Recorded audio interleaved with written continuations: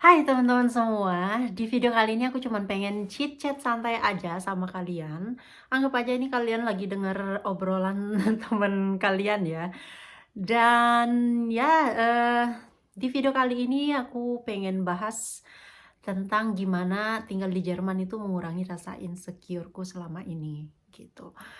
Beberapa hari yang lalu, bukan beberapa hari yang lalu, 2 hari yang lalu aku posting di Instagram, apakah ada yang tertarik mau denger ceritaku tentang itu, dan lumayan banyak yang merespon iya, sebagian bilang iya, jadi ya udah aku putusin buat videonya sekarang. Walaupun lighting-nya sekarang sangat jelek, tolong dimaklumi karena memang di luar itu cuacanya mendung gila sih, dan walaupun aku punya lampu di depanku sini, tapi semoga kalian memaklumi. Di sini sebenarnya baru jam setengah 12 siang. Tapi akhir-akhir ini memang nggak ada matahari lama banget, dan aku udah ditemenin sama hot chocolate yang aku udah minum setengah. Kenapa tinggal di Jerman itu mengurangi rasa insecureku? Oke, jadi mungkin kita semua percaya, atau sebagian atau kebanyakan dari kita percaya bahwa faktor lingkungan itu sangat mempengaruhi apakah kita punya insecure di dalam diri kita atau enggak, ya kan?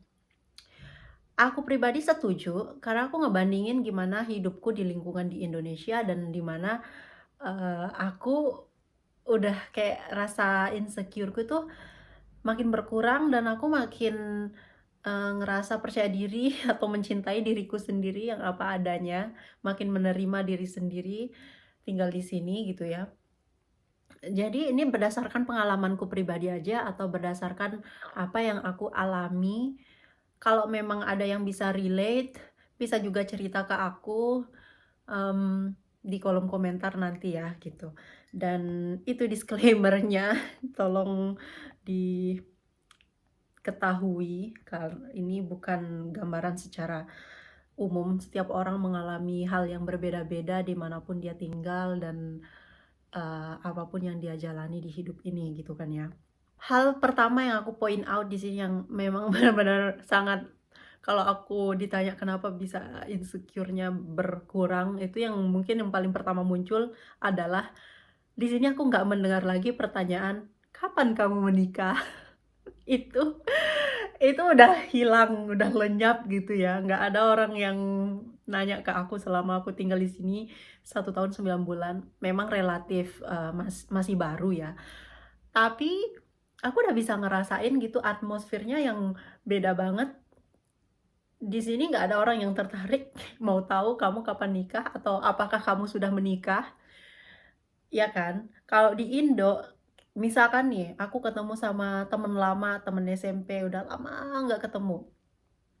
Terus, topik yang pertama atau pertanyaan pertama yang langsung diutarakan adalah, apakah aku sudah berkeluarga, apakah aku sudah menikah, apakah aku udah punya anak atau enggak, kayak gitu. Aku mikir, kenapa harus itu yang nggak apa-apa ditanya, misalkan kenapa itu harus menjadi pertanyaan pertama gitu. Kenapa nggak yang kayak, "Oh, kamu kerja di mana?" Atau ya pertanyaan yang lain lah ya, jangan itu boleh misalkan pertanyaan ketujuh itu, "Oh, kamu udah menikah?" Nggak apa-apa gitu, tapi kenapa setiap saat, begitu. Misalkan juga aku, karena mungkin aku tinggal di kampung juga ya, misalkan ada orang yang, "Ah, nikah dong, jangan jangan jangan keliling terus," kayak gitu. "Kamu udah lupa ya nikah?" Ya kayak kayak gitulah ya. Aku, bisa dibilang, waktu itu aku udah ngerasa kebal, udah cuek dengan pertanyaan seperti itu. Tapi lama-lama bukan baper, tapi risih ya, risih ya ngedengerin kayak gitu. Nggak ada topik lain apa ya kan? Kayak gitu. Apakah kalian juga kalau ditanya kayak gitu ngerasa baper atau lebih ke risih atau sebel, atau kalian langsung bilang ke orangnya apa gitu, langsung bilang, "Nggak usah tanya-tanya deh," kayak gitu. Dan juga di sini, ini sesuai yang aku alami, aku ngebandingin aja ya. Dulu aku Di Indo sering banget dikatain, eee, krempeng, kurus, nggak berisi, ya kayak gitu, disuruh makan banyak, ya kan. Terus apalagi kalau ada yang pernah bilang, "Ini kan aku punya tulang dada yang kebetulan besar ya." Kita semua perempuan itu pasti punya tulang leher di sini nih, tulang dada di sini beda-beda bentuknya, ya kan. Dan kebetulan aku punya besar, dan ada yang pernah bilang ke aku, "Kamu kurus banget itu loh, tulang dadanya kalau naruh telur di situ, telurnya nggak bakalan jatuh." Sa Itu menurut aku, wow, mean, that's so mean. Gimana menurut kalian kalau ada yang bilang kayak gitu ke kalian, apakah kalian langsung makan banyak?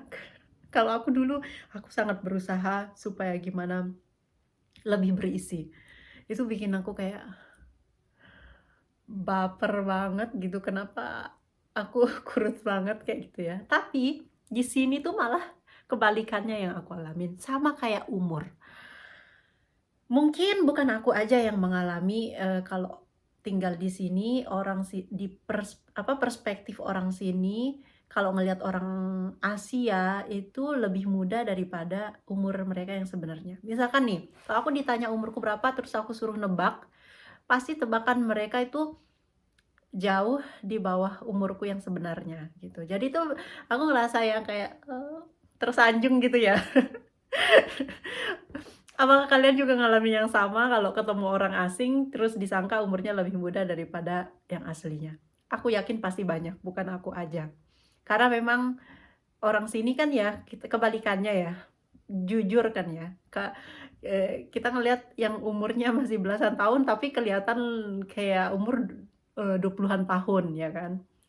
Di mataku begitu, gitu. Karena emang itu faktanya. Jadi, eee, dan juga masalah body shaming itu nggak ada yang bilang aku kekurusan, malah orang di sini juga suka badan kurus gitu, yang ngapain gemuk-gemuk, ya kan. Dan yang penting juga ideal. Aku ngerasa aku badannya nggak terlalu tinggi, kalau aku terlalu gemuk misalkan 50 kilo ke atas kan gimana, aku pikir badan aku udah ideal, aku udah menerima diriku apa adanya, yang penting aku sehat, aku jarang sakit selama ini, dan itu yang perlu lebih disyukuri, kayak gitu sih. Nah, yang selanjutnya adalah tentang pakai makeup ya. Aku dulu nggak bisa lepas yang namanya dari makeup. Aku kalau keluar atau pergi kerja, ini apa sih ya, keluar atau pergi kerja itu harus harus harus nempel gitu makeupnya, lengkap ngalis segala macem ya. Kalau di sini mungkin awal-awal banget ya, dulu waktu aku ke sini itu setiap hari, oh setiap habis mandi ya langsung otomatis ini. Tapi lama-lama aku lihat, loh, kok orang ini ya, biasa-biasa aja gitu, maksudnya di luar, di jalanan, di bis, di tempat, kerja juga, makeupnya tuh ya kalau pakai desain banget gitu, light banget gitu, nggak yang menor kayak ngejreng kayak gitar, ngejreng kayak gitar. Intinya, eee apa sih namanya, desain desain desain itu sederhana banget kayak, pokoknya ringan banget. Malahan sebagian besar sehari-hari tuh nggak ada orang, pakai makeup aku lihat, kecuali mungkin di weekend, malam minggu, orang pergi main, pergi hangout, dandan, dress up, itu wajar menurut aku. Aku ngomong gini bukan berarti aku sama sekali nggak mau pakai makeup. Aku tetap pakai makeup, Kak, sesuai dengan acaranya, sesuai dengan occasion-nya, sesuai dengan keperluannya, dan itu pun juga ada yang menentukan, ada yang misalkan, eee, komplit atau misalkan medium, medium lagi, ngomongnya apa sih? Atau misalkan natural aja. Intinya disesuaikan sama acaranya aja sih kalau aku sekarang, bukan sesuatu yang rutin. Dan salah satu alasannya juga aku lebih mikir ke efisiensi, karena aku sendiri bukan pemakai make up yang cepet jadi gitu ya. Aku harus invest banyak waktu nih, misalkan 30 menit itu paling cepet misalkan. Kalau itu yang termasuk light ya. Kalau misalkan yang wah komplit makeupnya itu bisa sampai 1 jam, itu aku ya. Dan aku pikir kalau aku invest waktu sebanyak itu setiap hari, aku bisa ngerjain yang lain kayak gitu. Dan ya udah, kita memang begitu ya, melakukan sesuatu sesuatu itu kadang-kadang karena orang sekeliling kita juga melakukan itu, gitu. Itu sih yang aku rasain misalkan dulu di Indo kalau, pergi kemana atau, main sama teman-teman misalkan. Kalau misalkan aku sendirian yang, mukanya kucel, ya kadang kan dikatain, "Dandan dikit kon dandan dikit dong," gitu, biar nggak kusem gitu. Ya ya gimana ya perasaannya, ya udah gitu.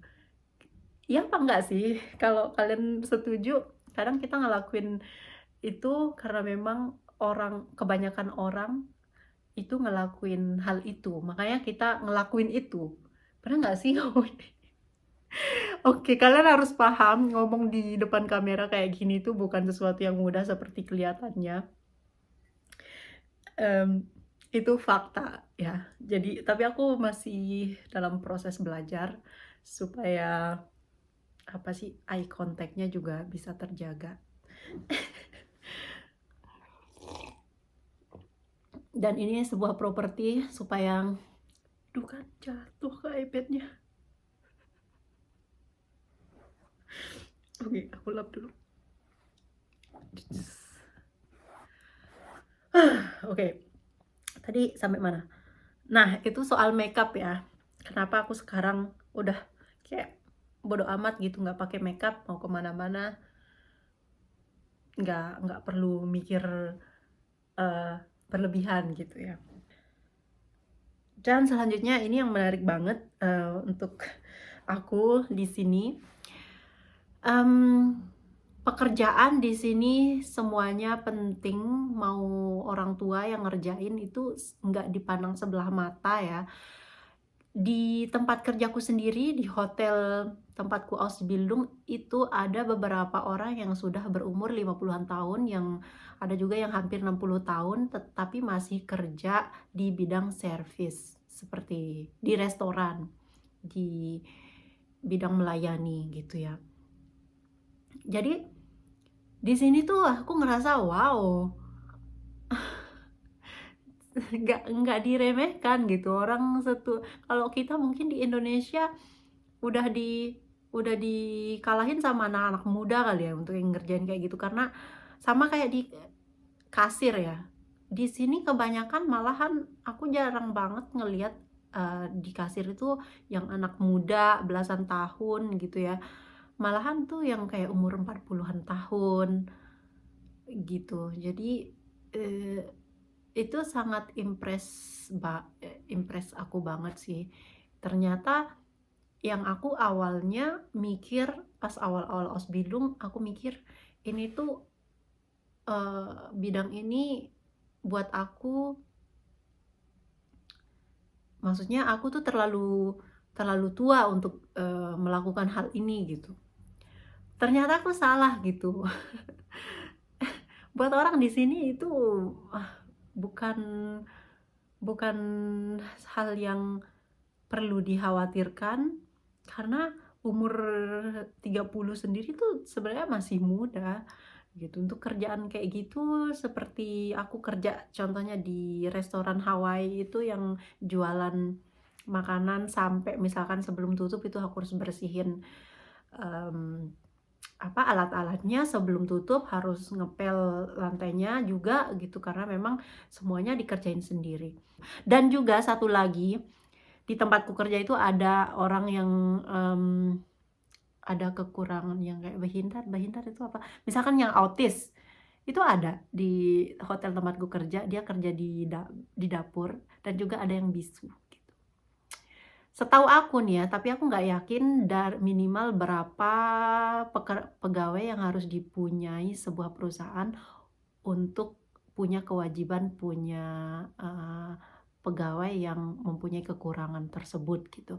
Tapi aturannya yang aku tahu di sini tuh kayak gitu, misalkan biasanya di perusahaan besar yang mungkin nih ya minimal 50 pegawai.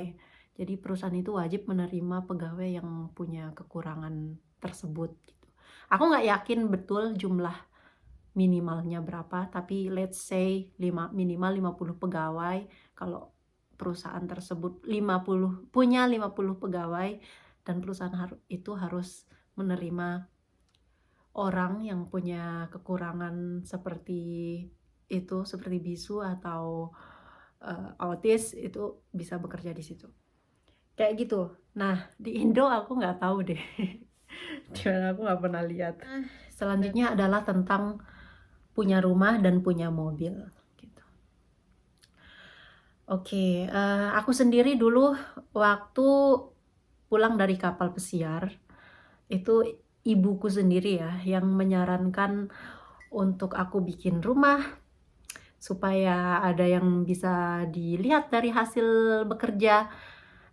Sebenarnya aku nggak bilang itu ide yang nggak bagus, sangat bagus.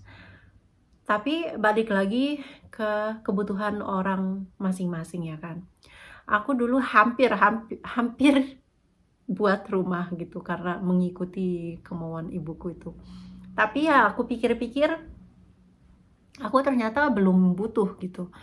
Karena pertama, aku masih single, belum berkeluarga istilahnya, dan kedua, kayak rencana aku ke depannya itu kayak kayak nggak selalu ada di rumah itu gitu ya. Jadi menurut aku make sense kalau aku harus tunda gitu.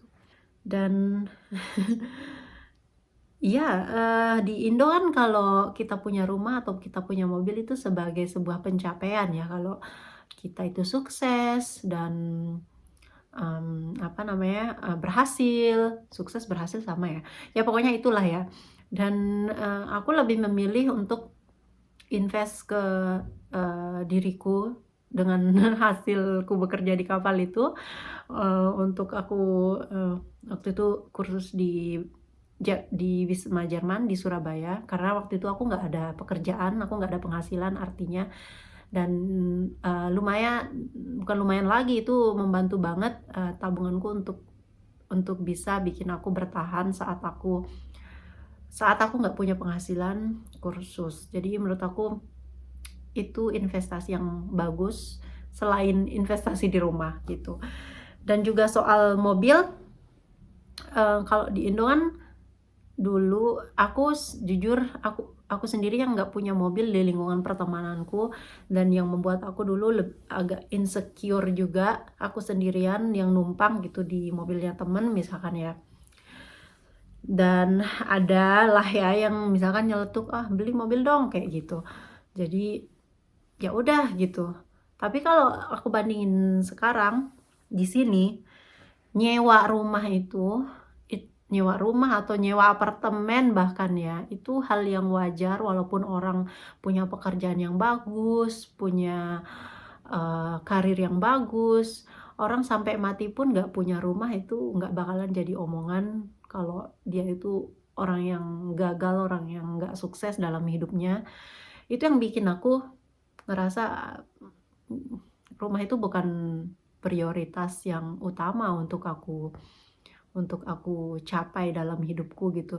Yang terpenting adalah gimana gimana aku menghabiskan, hidupku ya, lebih berkualitas gitu, apa yang bikin aku lebih, happy menjalani hidup ini dan lebih meaningful, lebih berarti.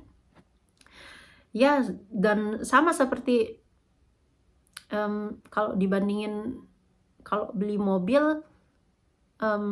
belum butuh rasanya karena apa, transportasi umum di sini convenient banget, maksudnya gampang gitu.